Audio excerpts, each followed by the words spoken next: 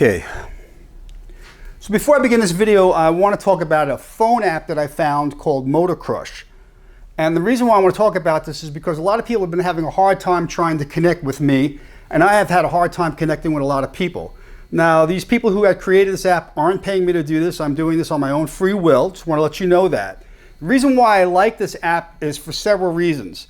Number one, I'm a car guy. I like seeing different cars that people are doing. This app allows people to share different pictures of their cars and what they're doing in their upgrades. It also allows you in real time to see what events are coming up in your area. So for me, for example, I never knew that there was a monthly swap meet in West Palm Beach until I got this app. It also keeps me up to date about which cars and coffee events are in my area. I can put them wherever I want and look on the map. I can search on the map using the little icon and pop them up and find out, like say, where Cars and Coffee is or where a swap meet is. I can also look at people's cars, look at the upgrades of their cars. And I find that this is really interesting because I do like looking at different cars, and social media gets kind of busy with all these different groups on Facebook and all these different groups on Instagram. It's hard to kind of unite those in one way to connect. So I hope you'll follow me on Motor Crush now, because I'll post my schedule about where I'm going to be. And if I'm at shows, I'll check in and tell people I'll be at those shows. And you do the same with me. So this way we can actually hook up with one another and meet each other at all these different shows. So check out the app.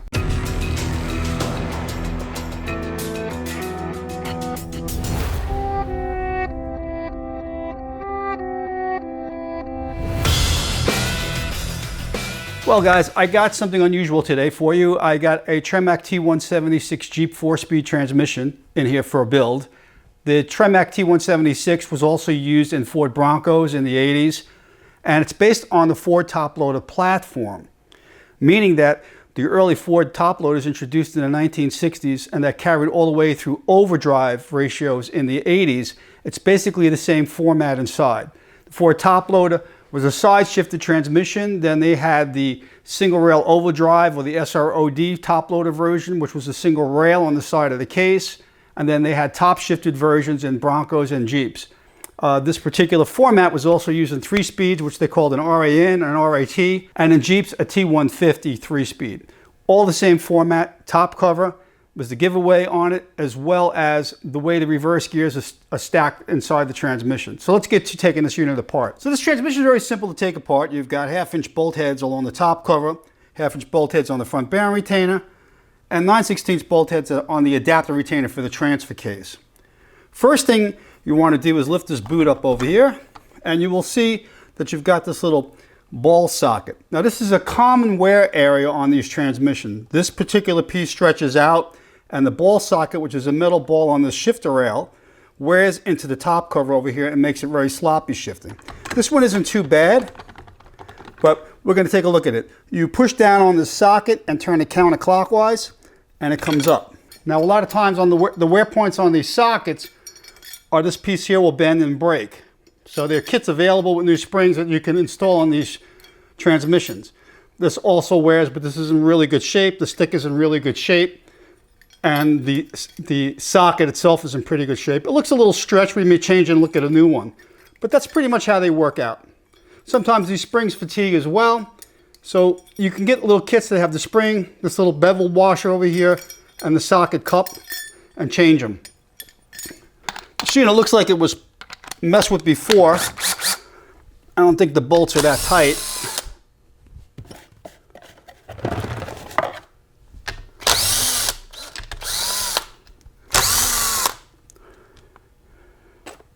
This bolt over here and this bolt over here are dowel bolts. These dowel bolts are what align the cover to the case. Don't lose them. Take this off here. Get a little bit better view that way.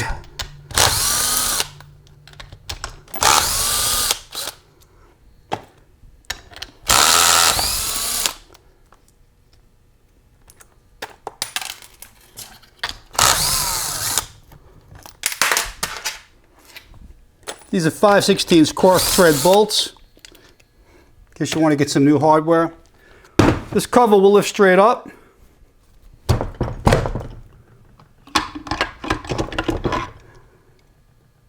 Doesn't look like they had a gasket on here. Something was apart before, because this is not, the Indian head shellac sealant is not normal. We'll look inside this cover later on. So these gears look pretty good. This is first gear, second gear, third gear, and the input shaft. 3/4 synchronizer assembly, the 1/2 synchronizer assembly. And notice the reverse gear is part of the 1/2 synchronizer slider.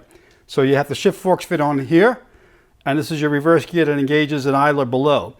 This particular format is pretty commonplace in Ford Toploader 4-speeds. Same setup. And actually, this particular first gear is the physical same first gear that was used in this top loaders all the way through the 1960s. Seems like it's got some bad bearings, this box. Now, the whole trick about this transmission is, because the input shaft has to kind of pull out from the front, because you have a fairly big bearing in the front, you have to drop the counter gear. So what we're going to do is take out the front bearing retainer over here. We're going to take out the adapter section over here. We're going to push this pin out underneath here for the counter gear. Drop the counter gear, pull the input out, and take the gear train out and dismantle the whole transmission. This should be a pretty simple disassembly. Shouldn't be bad at all. Since this is aluminum case with a steel pin, it's quite common that this stretches out and is kind of loose. So when you reassemble it, I always put thread locker inside the bore of this. Seems to be a problem with them leaking, and nobody really sleeves them, but that is an issue with these. And sometimes they'll run low and then burn the unit up. This bearing retainer looks in good shape. There's no gouges or cuts in it. It's pretty smooth.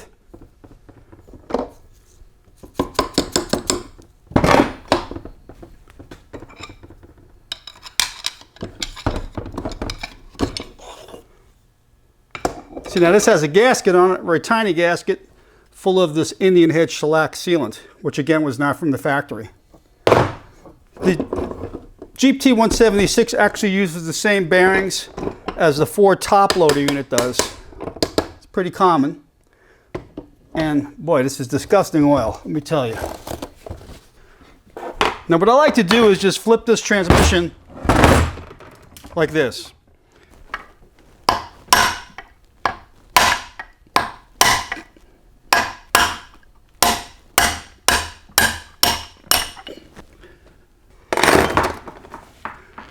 Now the reason why I keep this down like this is because it makes the counter shaft easier to slide out, because the cluster is supported by the other gears. This counter shaft is in pretty good shape.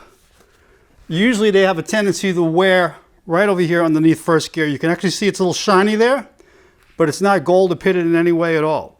So it's a good piece still.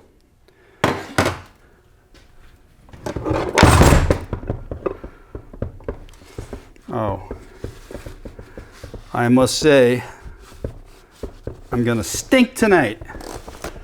Okay, so some of these units, you're able to pull this particular input shaft and bearing assembly right out of the front once the counter gear is dropped. Certain gear ratio transmissions, you can't do that because of the size of the counter gear. So regardless, you won't be able to just pull it out. If you spin these things around, there's a little bit of clearance issue where the clutch teeth are, and then you can yank the input out. But on the particular Jeep one and this particular ratio, you cannot do that. So what we're going to do is take the snap ring off first. And I want to show you a few things. Like, let's just remove the snap ring over here.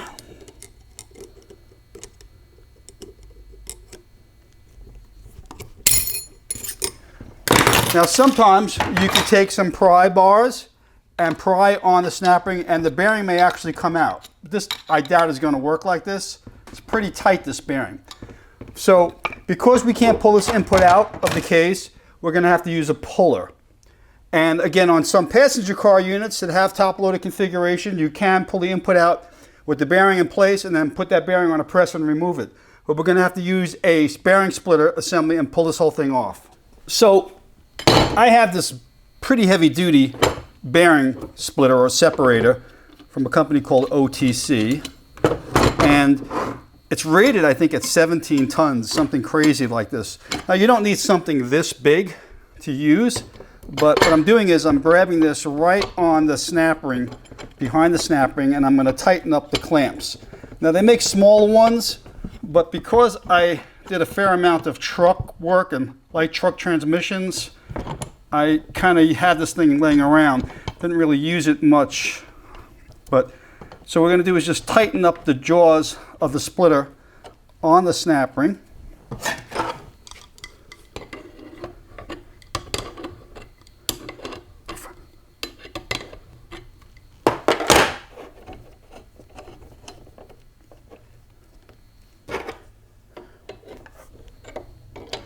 This is pretty massive, this unit, so it's good to use because you get good leverage with it. Unfortunately, because a lot of the bolts are massive on it, it's hard to have kind of wrenches kicking around for this unless you do this on a regular basis. There are smaller ones again available. Okay, that's on there pretty tight. Most bearing splitters have threaded holes on either end of the splitter, and usually it's a generic thread size. So sometimes you can mix and match parts. You can buy a splitter from one company and a jack and puller from another company. This particular one again is very heavy duty. I like it. It's never failed me. I don't use it much, but when I do, it's pretty good. So we're going to put this on here like this, put the ends on it, put bolts in place. Now, this particular nut on the end here is an 1 7/16 inch threaded nut. I happen to have a wrench that size. A lot of people don't have wrenches that size, so you can just use an adjustable wrench. It's massive. There we go. I've got this supported by just something so it doesn't drop down. This really shouldn't move much if I'm careful.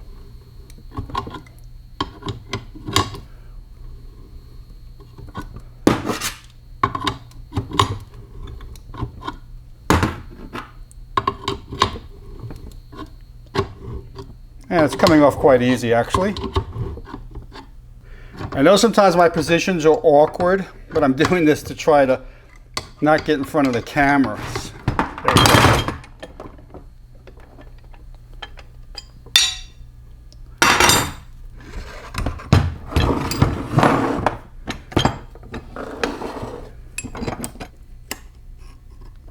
All right, so it's going to be the same procedure as it was before.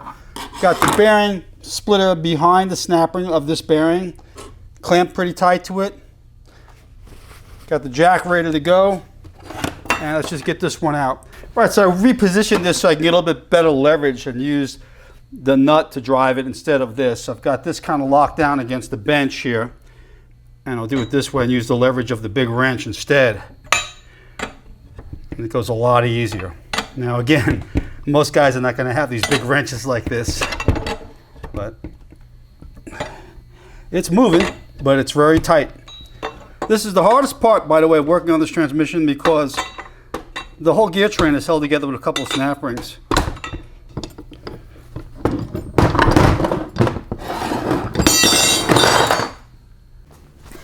All right, so now that we got both bearings out, it should be very easy, obviously, to pull everything apart now. So you can lift this up like this.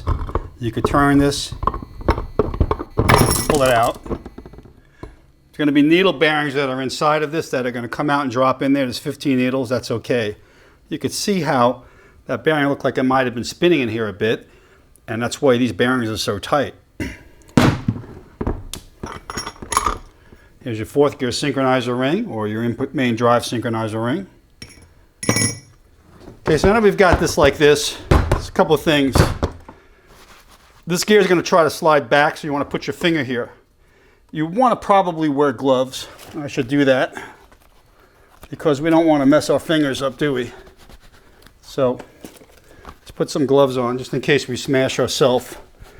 And I find that most of these, if I put them in 3rd gear and I hold my finger up behind 1st gear, I can kind of pull the whole thing up and out like this.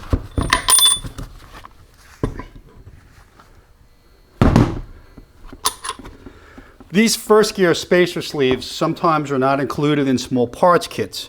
They're unique to these particular 176 transmissions, a little bit different diameter and thickness than the ones in conventional Ford Toploader kits. put that here. Now the counter gear is already dropped, so we should be able to get this out.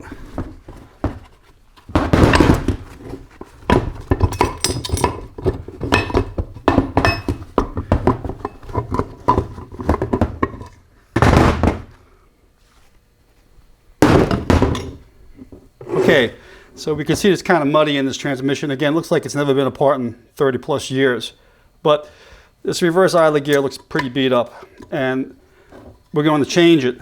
But there's going to be needle bearings underneath this particular gear and thrust washers. Now, in some of the Ford Toploaders, you could simply push your finger over here and it'll take out the idler shaft and it'll come out. But this one looks a little tight. We may have to come in here with a punch this way, in here, and punch that shaft out. So let's do that.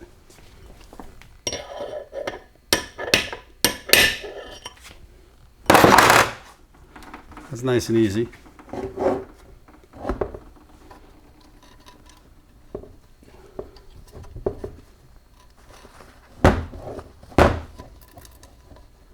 I've never really seen these idler shafts go bad, but you still want to check them for wear, like we did the counter shaft. Looks in really good shape. It's kept in place by just a pin. You don't have to remove this pin unless you want to change the shaft. Now, we're going to take this idler gear out, and the idler assembly is going to have needle bearings in it as well, and thrust washers.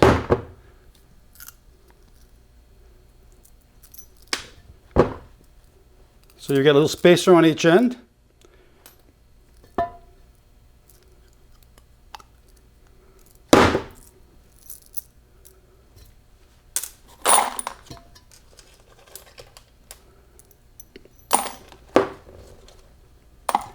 Now what you may want to do is take notice of the orientation of this particular gear. Notice that the fork groove is facing forward and not the other way around. Some people put them together wrong. And we can see that this gear has got some time on it. It's got some wear. It's got some chips. We can see that. And we'll change it. We'll put a new gear in there. They're not that expensive. So the gear set looks fairly good in this transmission. Now inside these transmissions, you're going to have the thrust washers for the reverse idler. Now what I suggest is that some of the new kits in the later units came with plastic washers, and these thrust washers are in amazing shape actually. This is the one for the counter gear, this is the one for reverse. Let's dig up the other ones here. I mean, there's hardly any wear on these at all. I would actually reuse these rather than put the new plastic ones in. These are in really good shape. So despite the fact that it's been run for a really long time, there's very little dirt impregnation in the washer. You can see that it's pretty smooth. There is no signs that there was a lot of dirt and grit in the unit. There's the front thrust washer, same thing. Very little wear. You can see just tiny dirt impregnation, but really in very good shape. Okay, I'm gonna use that. The rest we'll just kind of let this thing dump out on some paper. This oil, by the way, is disgusting to work with. Usually the input shaft has 15 needles in it, same combination as a T5 transmission, by the way. So let's look what we have here. The first gear just kind of comes off like this. It slides right off. You may want to leave the first gear synchronizer ring where it is. And try to kind of keep this together if you're going to reuse it. It looks in pretty good shape. But I want you to also notice the orientation of this particular 1-2 synchronizer assembly, where the pointy teeth are facing towards the back, and how the hub is situated with this wide section against the main shaft piece. Now the front section here is held on with a snap ring. Now some of these come right off, and some of them you might have to put in a press, okay? Now Ford Toploader, as far as that went away pretty quick. Ford Toploaders, don't forget the main shaft on the standard Ford Toploader is going to be pretty big. Now you don't want to be hammering on this. You could try it with a rubber mallet first or a brass drift. I want to see if this will even come off, which it does. Most of these are not press fit. So You've got the 3/4 synchronizer assembly and strut keys. Again, take notice of that this wider thrust surface is facing towards the gear, and the thinner section is facing towards the front. And notice that you have these identification grooves which indicate that this faces towards the front. That's what these grooves are for. Sometimes there's a different taper relative to the front and back, which may mean a difference in how it clears the lower gears. So you want to keep it together. These gears are also marked too. You can see sometimes they'll put a little mark over here to indicate where it lines up over here. And sometimes they'll have a mark against the slider and the hub. But these teeth look amazingly in good shape. Nice and sharp and pointy. They look good. And here's your 3rd-speed gear and synchronizer ring. Again, the engagement teeth on the gears look really in nice shape. Not bad. So now we come to the 2nd-speed gear. 2nd-speed gear is going to have a snap ring and a little kind of washer behind the snap ring with a tang that fits inside the main shaft. So you have to get in here, take this snap ring off, like that. And there's a tanged washer. Let me get some, you need to pry this washer up a bit. Oil's making it stick. There we go.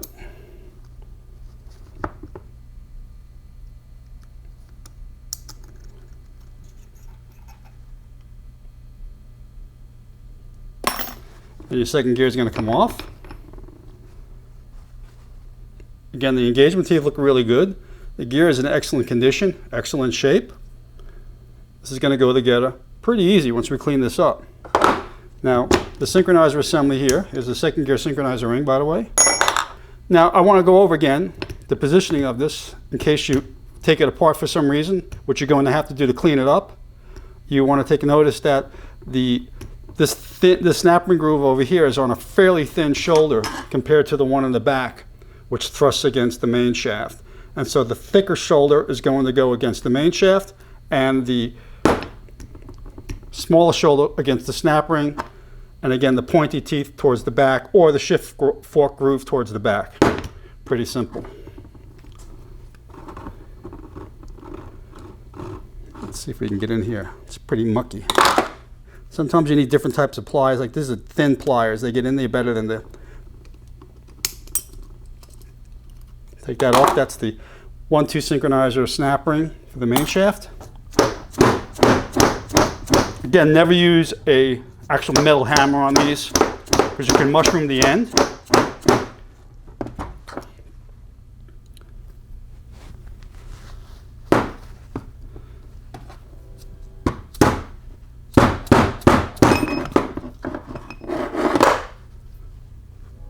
Now, a lot of these main shafts, sometimes this area may be pitted over here where the needle bearings go, and a lot of people overlook that. This is a nice piece, nice and shiny. So that means that the alignment was good, and the main shaft just needs to be tanked and cleaned up, but it looks in really good shape. This transmission came in with bearing noise, and the front bearing is just bad on the unit. The inner race of the bearing is all pitted, and you can see that the cages drop down on the inner race. So that just has to be changed out. We're going to put a whole rebuild kit in this and clean this up. One other thing I want to show you about the top cover though. Biggest problem with these top covers is this socket wearing out. The socket is worn, and that's going to allow the shifter to be sloppy. So we're going to put a new cover on this transmission as well. The forks are in beautiful shape. They're not worn. The detent mechanisms I'm sure are in perfect condition. So what we're going to do is take this cover part next and then swap and put a new cover on here with a new socket piece and everything, and that'll at least clean up the shifting and make this unit feel nice and tight again.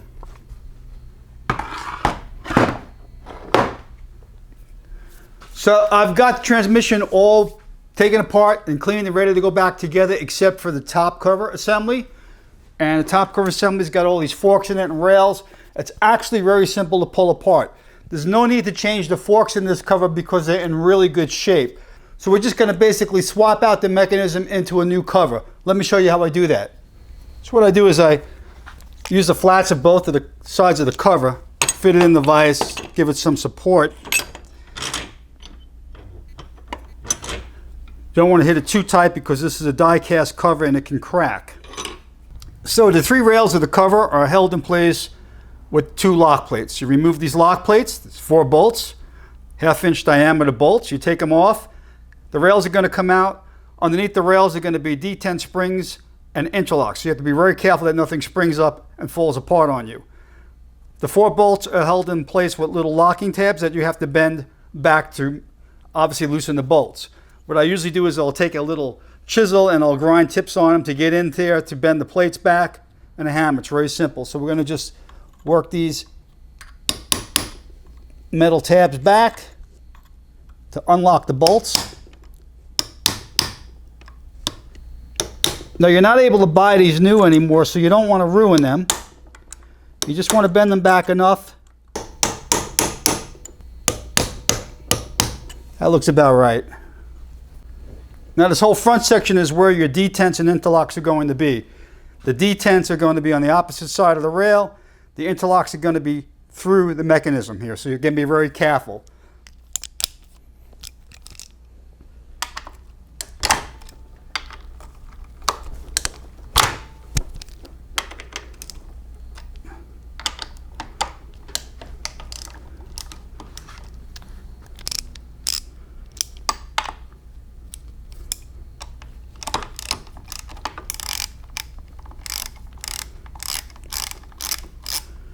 We want to gradually bring it up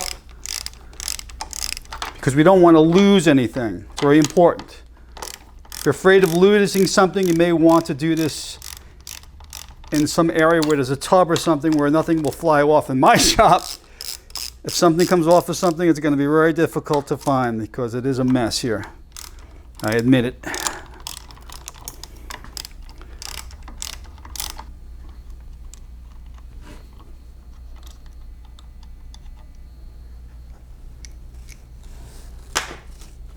If you have to change the forks on this, it's just a matter of simply removing these dowel pins and putting new forks in place. You have to take the cover assembly apart to change the forks.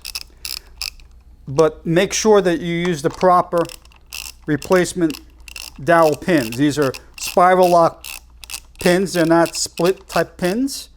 So you want to be very careful.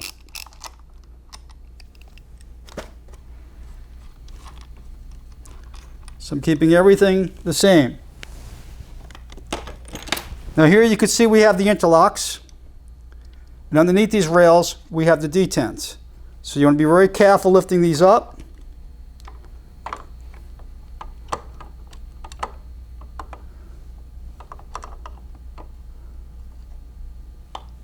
There's your detent.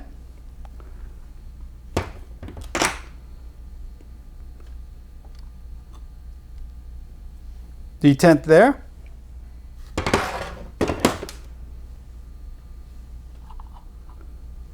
Detent over there. You can see the little interlocking discs here.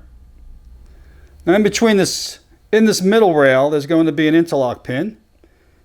Similar to the Ford Toploaders on the side shift. This interlock pin keeps all rails from not being able to be shifted at the same time. So it's very important. If you don't have this pin in there and you lose it, it'll give you the possibility of 2 rails being able to be shifted at the same time. Prevents a lot of damage from happening.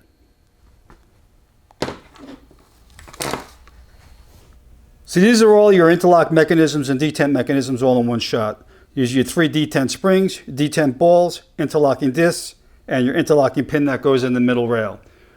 Don't lose them. Now the last thing we have to take apart in the top cover is the reverse bias spring mechanism. Kind of floats around like this, and it's held in with a little pivot and E-clip over here. Very simple. You just pop out the E-clip. Don't lose the clip. Push the mechanism out, and that's it. There's a little O-ring seal on this mechanism. It's a standard seal. This is a good seal. It's not in bad shape. It's still flexible. But if you have to change it, you're going to have to go to a hardware store and find one because it's not included in any kit for this particular transmission. So There's no need to take the mechanism apart. We're just going to clean it and put it in the new cover. Now that the rails are out, you can actually see the reverse light switch, what it looks like. It's a little ball type plunger switch in here. We're going to just remove that switch. Actually, it's already loose.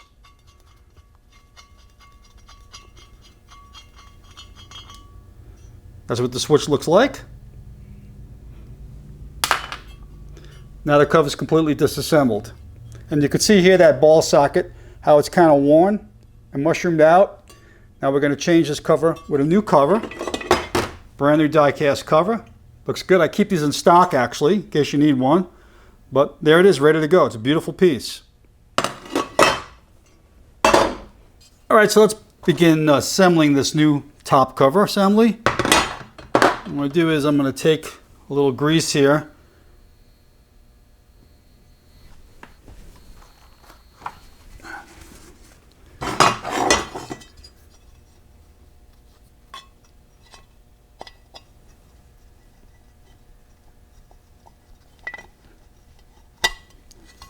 This cover is tighter than the other one, which is nice because it was a little worn. Put that E-clip back in here.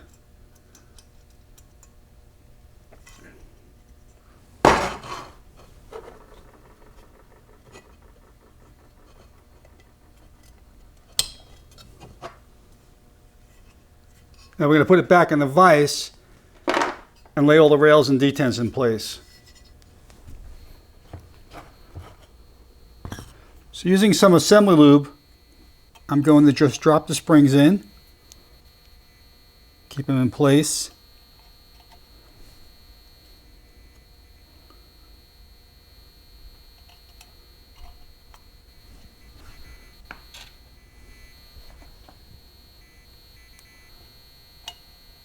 Put the balls in there.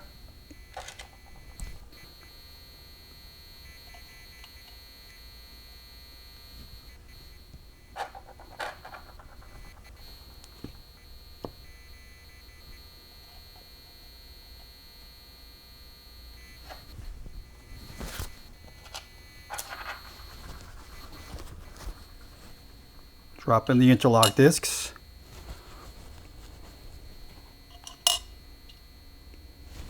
So I'm going to put in the reverse rail and fork first and make sure that these pieces obviously are facing towards the interlock discs, the little cutouts in the rails. So we're going to put that in like that. Now the 3-4 and the 1-2 rail kind of have to go in at the same time because one has to go underneath one another. So I've greased the interlock pin in the rail over here, and that's going to go in like this. They're going to go underneath one another. And they're all going to be in the neutral position like this. So you can see how neutral is, where the disc can go either way into the rail, the pin there in the middle, another disc and another rail. Then we can place the covers on top. We'll hold down straps.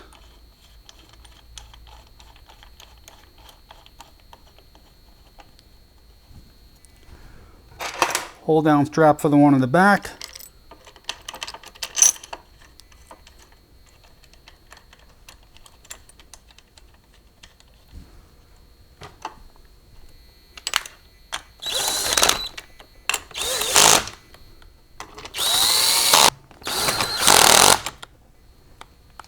So you want to torque these 4 bolts down to 15 foot-pounds.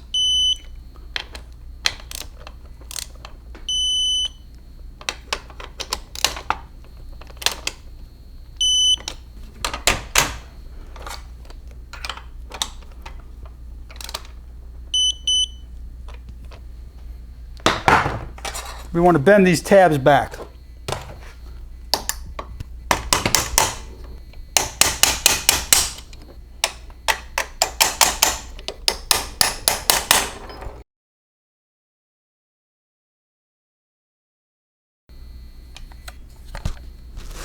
So this cover looks pretty good. It's all ready to go back together on the rest of the transmission, which I'm going to show you how to put together the rest of that transmission in part 2 of this video series on the T176 4-speed. Thanks for watching. Please subscribe. See you soon.